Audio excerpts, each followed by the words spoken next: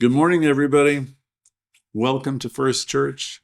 It's a gift to be here with you today, broadcasting from the heart of New York City, reaching friends all over the world.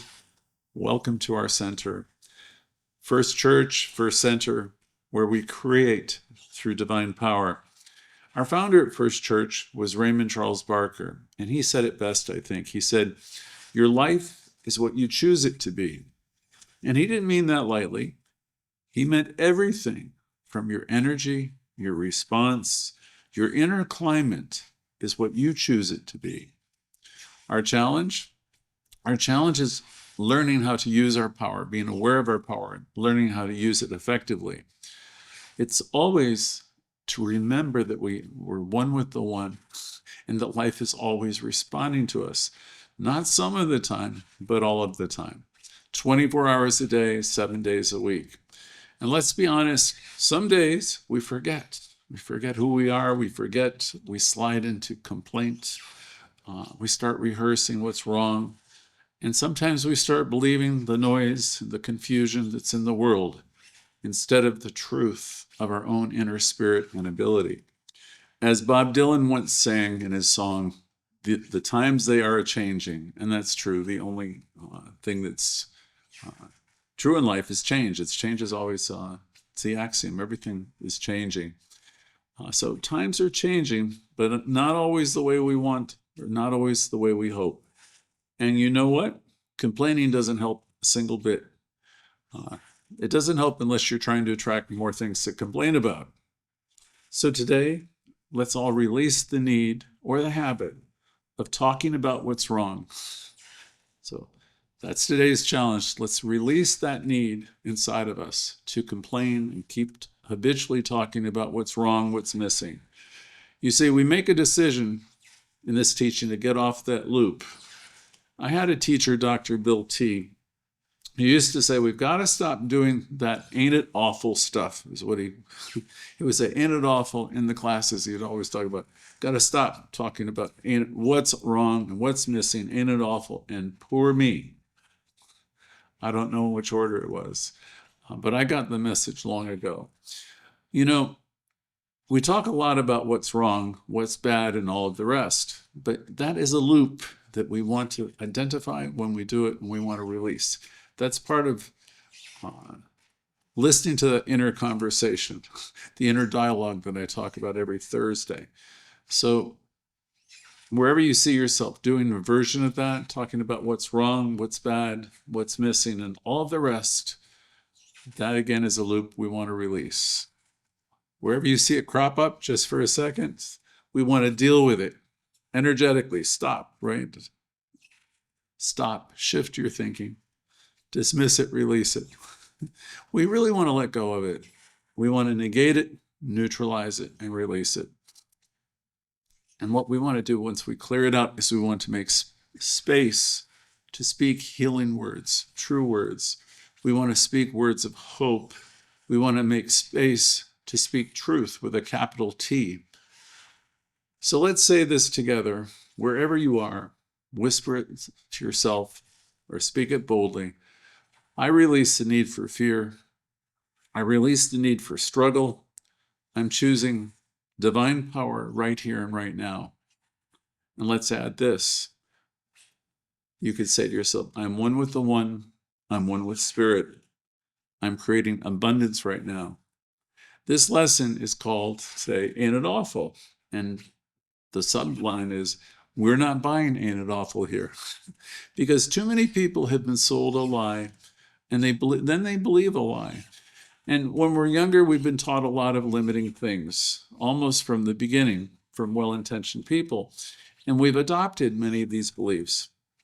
They're not necessarily based on truth, but we've learned to believe that complaining will help. We're just unconsciously repeating things that aren't true. And here's the thing we know from our teaching. Our consciousness has such tremendous power. We have power, as Holmes said, to use it, available to us, and we can use it. You've often heard me say, the conditions in your life don't have consciousness. You have consciousness. I have consciousness. So we can talk about all the stuff on the outside. And it's like we think that we have nothing to do with it. But the fact is, we draw all things to us by means of consciousness. So in other words, your outer circumstances don't define your life at all, unless you let it be that way. So it's not the headlines, it's not the stuff that's on the news or whatever anything, it's not the finances, your bills, it's not the weather that's causing anything, it's not what someone else is saying, certainly. You decide what has power in your world. Let me tell you one of my favorite stories from Dr. Bill Tolliver, who was one of my favorite teachers. He was quite brilliant. He had a way with words. He was bold. He was funny, sometimes a little sarcastic, but he was always one of the most clear teachers. And I don't remember what year he said it, but it was in Florida during one of the many recessions that I've lived through. And right on the marquee outside of this large religious science church, he posted a message to stop traffic. And people have talked about that message forever, for years and years. And the message said, "We heard there's a recession." And there was one. And underneath that big, bold statement, "We heard there's a recession," he wrote on it, "We're not participating." You see, that's Dr. Bill. He understood how easy it can be to get caught up in the negativity, into fear and limitation. But he wouldn't let us stay there. That wasn't what he was trying to teach us, and that isn't what he wanted for that congregation. And he also used to say, you can't moan your way into a miracle. And isn't that the truth? While other people are wringing their hands with worry and fear, his center in his teaching was focusing on what's possible. He was focusing on abundance, on knowing that we are supplied and supported, even when it looks like we're not. And as it worked out, they didn't just survive the recession, they actually moved forward and they thrived because they stayed focused on the prize. They kept anchored on the truth, focused on the idea that there's something higher than what was trending and going on at the time. They anchored themselves that what they were talking about was spiritually real. When they said they're supplied and supported, they actually brought themselves to a point of belief. That's what we do here. We practice. We don't just mouth words. We take those words, those affirmations into heart, and we say them. We say the words with passion. That's New Thought. It's bold. It's dynamic.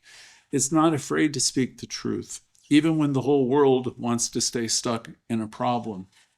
And yet, even in spiritual communities today, some folks will get stuck in what I'll gently call spiritual sympathy. They'll think that by focusing on solutions means ignoring pain.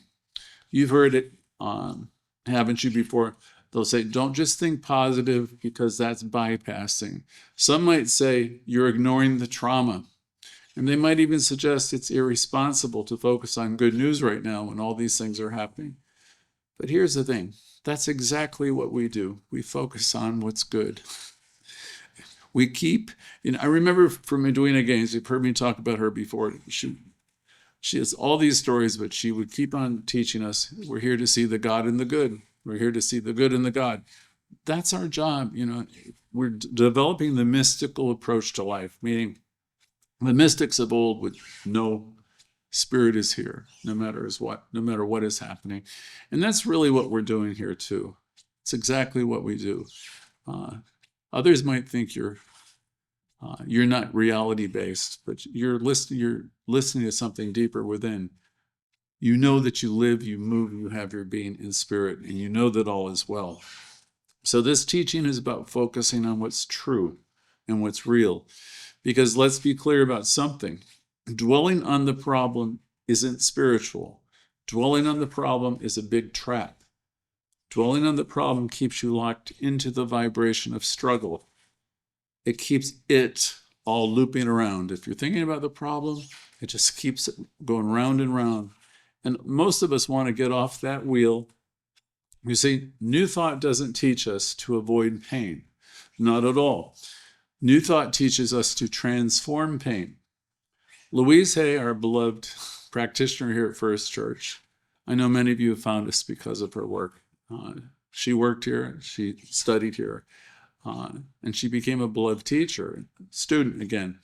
She once said, "I'm willing to change my thoughts and create a new life." So I ask that for all of us today. Are you willing to change your thoughts to create a new life? And that's not avoidance. What she's asking us to align yourself with the givingness of life. Are you willing to change your thoughts to create a new life? If you do, you're accessing divine power, and that will be divine power in action. These days, I see people overwhelmed by everything, reacting to everything, all the noise, and giving their power away to people, places, and things. They're glued to their devices. They're reacting to every post, headline, on the news feed, on Twitter, everywhere.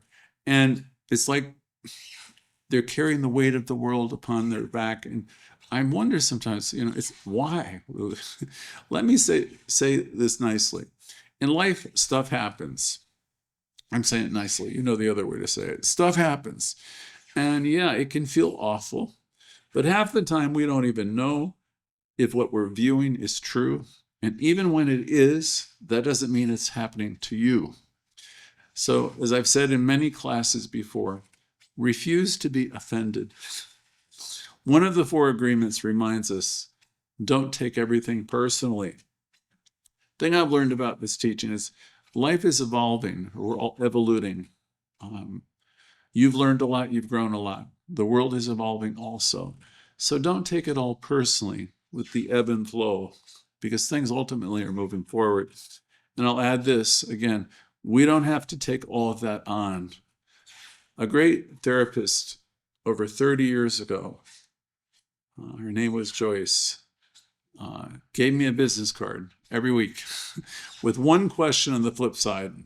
One side is her name and phone number. The flip side was, whose problem is this? It might have been, whose problem is this anyway? And that's such a great question to ask ourselves.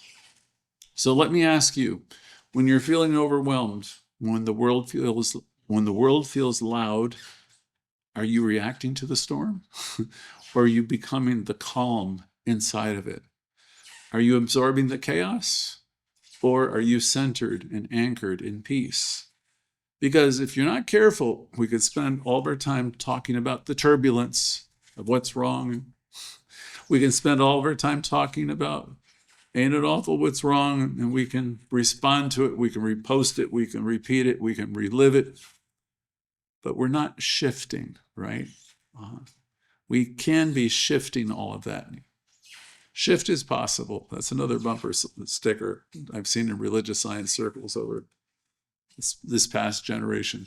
You can have a shift in consciousness. You have the ability to change these circumstances for yourself. So complaining about everything won't help. What helps is consciousness. What helps is clarity. So instead of watching more chaos or looking for chaos, what if we practice more peace?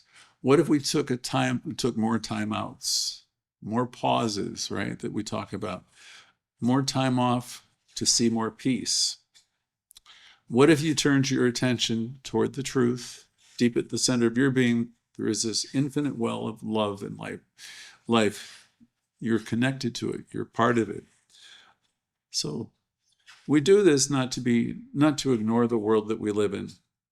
We do it because we want to be grounded in the awareness that all is well and that we're in the perfect place and the perfect time all the time. So let's say this together. I release the habit of reporting and talking about what's wrong. I release the habit of being critical. I anchor my consciousness in what's right and what's right now. I'm guided by infinite wisdom, and I choose to thrive. Let these words and words like this echo inside of you. You see, that's not pretending. That's you remembering who you are, and that's creating from that place of remembrance. And if you're feeling pressure right now with anything in your life, money, stress, relationships, job uncertainties, rising costs, emotional fatigue, please hear me. You're not alone. Let me remind you something. The world can be very loud. And, what's on the news is never good. It's always sensational. The world can be loud. The headlines can be heavy. But the creative power of the universe is still there responding to you right now, right here, always. So let's acknowledge the challenges when there are challenges. Let's feel the weight of them. But after we acknowledge them, recognize them, see them, let's choose to lift ourselves up. So say with me again, I'm always guided by infinite wisdom, and I choose to thrive. I'm always guided by infinite wisdom, and I choose to thrive. Because the moment we make that inner shift, everything begins to change and work out. Ralph Waldo Emerson, whose ideas helped shape our teaching, once wrote, "The only person you are destined to become is the person you decide to be." So the question becomes, what are you deciding right now to be? Are you realizing how great you are? Who are you deciding to be today? It's not what are you enduring. It's not what you're tolerating. What are you choosing to become? And I will say this with love. Sometimes we forget not just the teaching, but the truth behind the teaching. Sometimes we forget that we are incredible and that we're never alone. Sometimes we forget that we're not separate from Source. Sometimes we forget that we live, we move, and we have our being in this divine activity. And when we really remember who we are, something awakens. Inspiration quickly rises. Our vision returns. Miracles aren't forced into being. When we remember who we are, we unfold from the realization that we're already one with the One. And from that awareness of connection, life will reorganize quickly, not because we pushed it, but because we reconnected with Source. And that's how transformation begins, by centering ourselves and connecting, from remembering, from knowing. And if you find yourself forgetting, it's okay. We do that. But here's the thing. The more you tune in here, this is what this community is designed to do. It's designed to remind you that you're not alone. You're never separate. And then you come back home. You come back to the realization that you're one with the One. Here at First Church, we walk a little different path. We stand for prosperity rooted in spiritual truth, possibility that's grounded in divine guidance, power that we have that flows from within, not from drama. We speak from truth, not from limitation. And instead of saying things are tough, we affirm that I'm thriving in Spirit's abundance. Instead of talking about what's wrong and ain't it awful and poor me, we say I'm supplied and supported. I choose a higher perspective. Because in this teaching, we don't just talk about oneness. We practice it. We live it. We are one with it. We are one with the One. So let's ground this in something personal. I have a little story. You've heard me talk about Dr. Bill and his sign, or the sign that said, "We heard there's a recession," and then his statement below it, "We're not participating." Well, I've personally lived through a few economic downturns. If anybody's lived as long as I have, you probably have too. And one of them, I have to think it was around 2007 or 2008, there was a housing collapse. At least there was in Florida. I think it was all over the country. And I almost got completely wiped out. I had multiple properties and lines of credit were disappearing like within a month, overnight practically. Values dropped to about half. And suddenly I was in a situation I never, ever, ever could imagine. And it wasn't because anything I did wrong personally or anything anyone done wrong personally. I could have gone into like, oh my God, my life is over. Ain't it awful? Right away. And I could have felt sorry for myself. But I'd been in this teaching for too long at that point. I knew better. I walked around saying, I am supplied and supported probably 50 to 100 times a day. And I adapted. I let go of a few luxuries for a couple of years. I remember buying an old, very old, reliable Chevy, and I went back to work as a therapist. And I hadn't done that in years. And I was still running a church, doing a class and a Sunday service. And here's what I noticed throughout that whole thing. It was a few years. I never felt broke. I never thought of myself as broke. I never felt disconnected because I didn't personalize the loss. I knew I was supplied and supported. I showed up. I did work, and I enjoyed the work. And slowly but surely, I mean, not overnight, it was 2 or 3 years, things turned around considerably. So one thing I've learned from that and from this teaching is when you're really practicing the teaching, when you're really living it, you'll find yourself being happy in just about any situation. And as I look back on those days, they were some of the best days.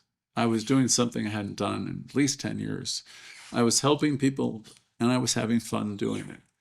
I created a Louise Hay program in a treatment facility for people getting out of prison. That was a whole new audience. I was excited again about what I was doing, even though there was much less materially around me. So what I'm trying to say is the teaching, if you practice it, won't let you stay stuck.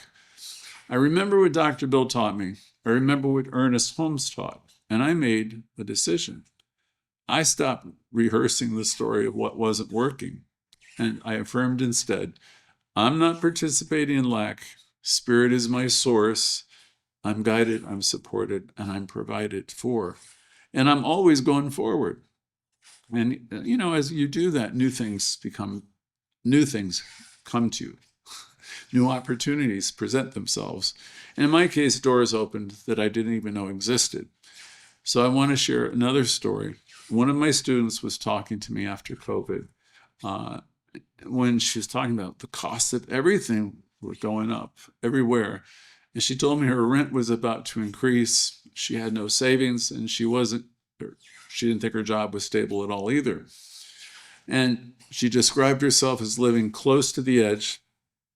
I didn't tell her everything was wonderful or okay, but I knew she was a serious student. She'd show up most every week, and she was somebody who practiced teaching. She had been attending weekly classes, sometimes twice a week, and she was connecting. She was a deep listener, and she started putting the words into practice. She had been affirming, I'm supplied and supported. She made a vision board also, trying to think about and feel the kind of job and work that she wanted to do. So she had the qualities, how she wanted to feel. She had an idea of what she wanted to do, the environment that she wanted to be in. I gave her a few affirmations and encouragement. I told her the one I use is I'm supplied and supported, and I trust the process of life. And she didn't just say them. This person was actually living them. She really embodied them. So it won't come as much surprise to anybody here. It wasn't too long, I don't know, it was a month or two. Everything started to change for her. Not only did a job open up for her, but it was a job that she never thought she could have ever obtained because it had better pay, better hours, it brought her a lot of joy. And she reported later, she said, you know, I never would have been able to get a job like that before. And she meant it.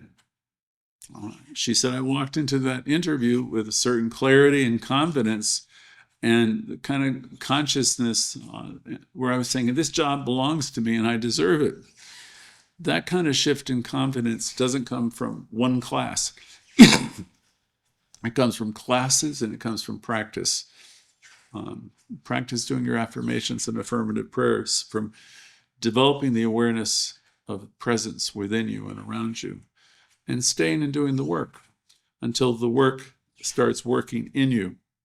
And that's what we're building here week by week, not just a feel good hour on Sunday mornings or Thursdays, but a space where we practice remembering who we are, a place where we get to say, I'm not participating in fear anymore, and really mean it. So now, I invite you to reflect quietly and ask yourself this: what ain't it awful story have I been rehearsing? Maybe you thought that it's about your money, Maybe it might be about your appearance. Maybe it's about your age or your schedule or something, some situation. What negative loop have you been buying into? If you can think of anything, ask yourself now, what would it feel like to drop that story once and for all? What would it look like to let Spirit lead instead, or rely on Spirit? So let's do something together. Something gentle and powerful. Just gently repeat this in your heart. I release the need to talk about what's wrong. I release the need to be critical. I release the need to dwell on the problem. And say instead, I choose to talk about what's true. I choose to talk about what's good and what's possible. I'll go over a couple of them. I release the need to talk about what's wrong. I release the need to be critical. I release the need to dwell on the problem. And I choose to talk about what's true now. I choose to talk about what's good. I choose to talk about what's possible. Let all those ideas soften you. Let those ideas ground you. Let those affirmations remind you that you're not powerless. You are, in fact, the whole bit. You are the decider. So let's take a moment now to anchor all of this with a process inspired by Louise Hay. So get yourself comfortable. Let your hands rest in your lap. If it feels safe, close your eyes, if you can. If you're listening from home, just soften the gaze or turn inward for a moment. And all of us, let's take a deep breath in and then slowly release. And another. Let's breathe in divine possibility and exhale any poor me thoughts. Let them go. Let's one more time breathe in, inhaling light, guidance, truth. And exhale anything that doesn't work for our best, anything that no longer serves us. One more healing, beautiful breath. Exhaling. Now, in your mind's eye, imagine a radiant golden light beginning to fill your body. Notice that the light is warm. It's not from the sun, but from the source within you. It moves through your chest, your heart, your spine.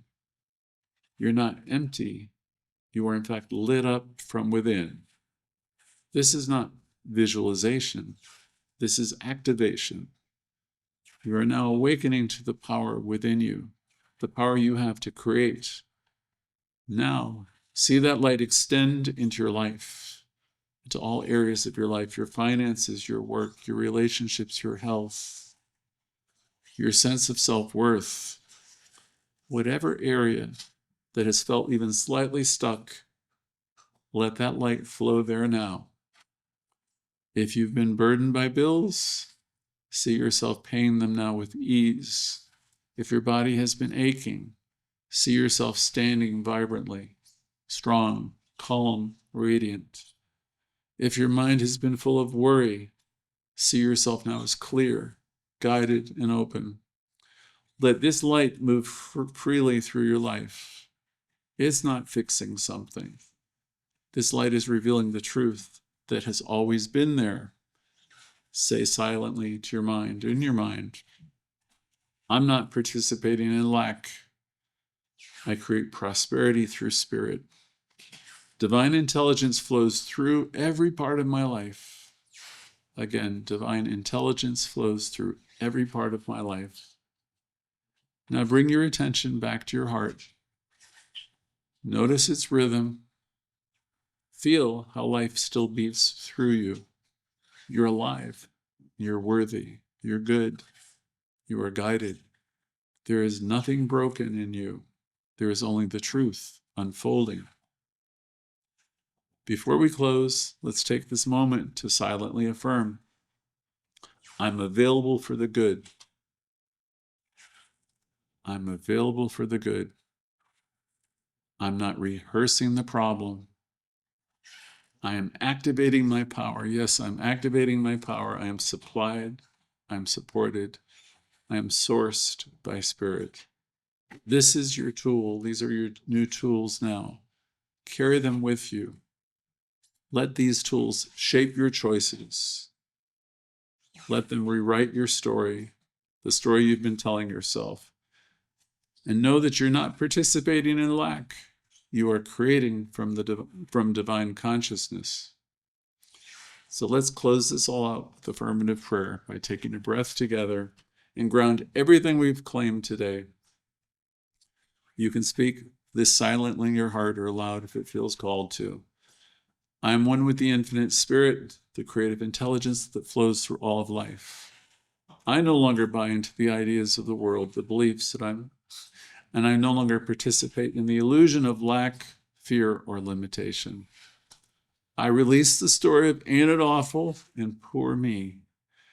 And I claim a new story, one of peace, prosperity, and power, of divine wisdom that's always unfolding through me. I trust that everything I need is already within. It's already provided. I know I'm guided, supplied, supported, and I now create with intention. I choose with clarity, and I live in alignment and connection with truth. And for this knowing, for this presence, for this new beginning, I am deeply, deeply grateful. And so it is. Now, my friends, stay right here as we transition to our sharing time. This is one of the most sacred parts of our Sunday service. It's where we meet, not just as learners, but as a community. This is your time to share what stood out for you today. What old story have you been rehearsing that you're ready to release? What new truth are you walking forward with? So you don't need to have the perfect words, just speak from your heart. So thank you for being with us. If you're new, please say you're new. We'd love to welcome you. Thank you again, everyone.